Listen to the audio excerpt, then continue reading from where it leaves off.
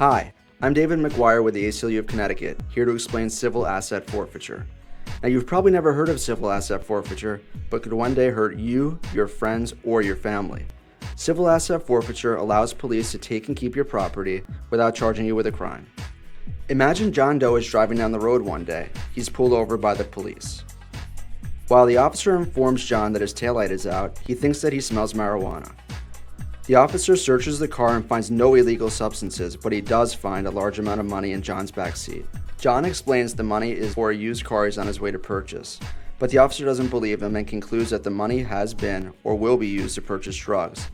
The officer is then allowed to use civil asset forfeiture to seize that money, even though he doesn't charge John with a crime. The state can then charge John's money with the crime and take it to court. Now, in order to get his money back, John has to fight in court, which can be costly and time-consuming. Even if he's able to hire a lawyer, the money still may be found guilty, regardless of whether John himself was charged with a crime.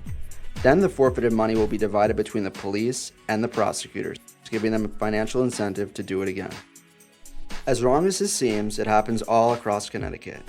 According to the Institute for Justice, from 2009 to 2013, there were 4,299 cases of civil asset forfeiture in Connecticut, a total of $14.3 million. The federal government is also able to use civil asset forfeiture in our state, including one high-profile case that happened to a pair of brothers in Norwich, Connecticut.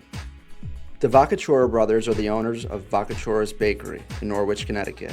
One day in 2013, two armed IRS agents entered the brothers' store asking to talk with them. The IRS agents accused the brothers of using their bank accounts to hide illegal activity. The Vacachoras had done nothing wrong, but the IRS still used civil asset forfeiture to seize $68,000 from the brothers' bank account. The Vacachoras called their lawyer, but the IRS never brought the case to court. Finally, after filing a lawsuit, the Vacachoras were able to get their money back, 3 years after the IRS took it. Taking innocent people's money and possessions is unconstitutional and unacceptable. It has no place in modern law enforcement. To end these unfair practices, Connecticut must do two things.